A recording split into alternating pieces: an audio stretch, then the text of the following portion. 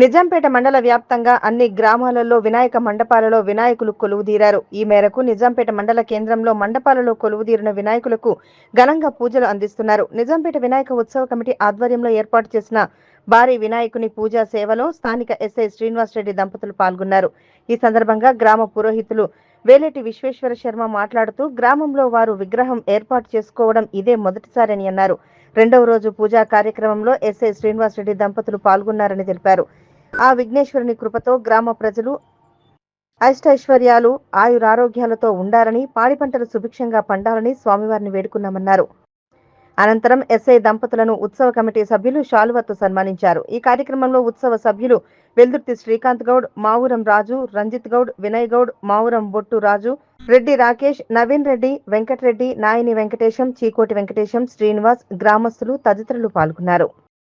హైందవ భక్త మహాశైలందరికీ కూడా వినాయక చతుర్థి పర్వదిన శుభాకాంక్షలతో మన నిజాంపేట గ్రామంలో మనం ఈ యొక్క యూత్ వారి ఆధ్వర్యంలో ఇక్కడ గణేష్ నవరాత్రి ఉత్సవాలు ఘనంగా నిర్వహించుకోవడం జరుగుతుంది. మీరు అందరూ చూస్తున్నారు ఇక్కడ చాలా ఘనంగా, అంటే మనకు ఆ యొక్క విఘ్నేశ్వరుని యొక్క విగ్రహం, భారీ విగ్రహంతో ఇక్కడ ఏర్పాటు చేయడం జరిగింది మండపాన్ని.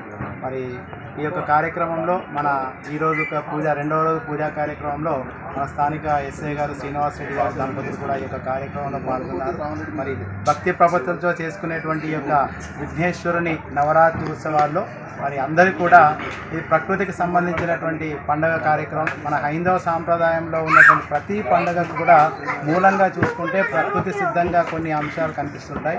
అందులో భాగంగానే ఇప్పుడు ప్రకృతి సిద్ధంగా ఉన్నటువంటి పువ్వులు, పండ్లు, కాయలు అన్నట్టుగా, ఫలము, పత్రి అన్నట్టుగా అన్నిటితో విఘ్నేశ్వరుని యొక్క పూజా కార్యక్రమం మనం నిర్వహించుకోవడం జరుగుతుంది, ఆనవాయితీగా వస్తుంది.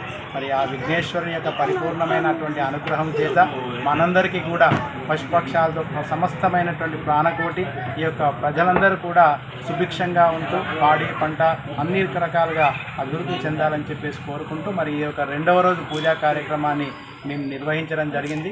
ఈ యొక్క నిజాంపేట గ్రామ ప్రజలందరూ కూడా ఈ నవరాత్రి ఉత్సవాల్లో ఇక్కడ జరిగేటువంటి పూజా కార్యక్రమంలో చాలా అధిక సంఖ్యలో ఇక్కడ పాల్గొనడం ఆనవాయితీగా వస్తుంది. చాలామంది ఇక్కడ పాల్గొంటారు. అదేవిధంగా ప్రత్యేకమైనటువంటి పూజా కార్యక్రమాలు, సాంస్కృతికమైనటువంటి కార్యక్రమాలు కూడా ఈ యూత్ సభ్యులు నిర్వహించడం జరుగుతుంది. వారందరికీ కూడా ప్రత్యేకమైనటువంటి కృతజ్ఞతలు తెలియజేసుకుంటూ ఇక ముందు జరిగేటువంటి నవరాత్రి ఉత్సవ పూజా కార్యక్రమంలో అధిక సంఖ్యలో ప్రజలందరూ కూడా పాల్గొనాల్సిందిగా కోరుకుంటూ ఈనాటి మన ఎస్ఐ దంపతులు గారు కూడా మన మా భగవత్ యొక్క అనుగ్రహం కలగాలని చెప్పేసి మనస్ఫూర్తిగా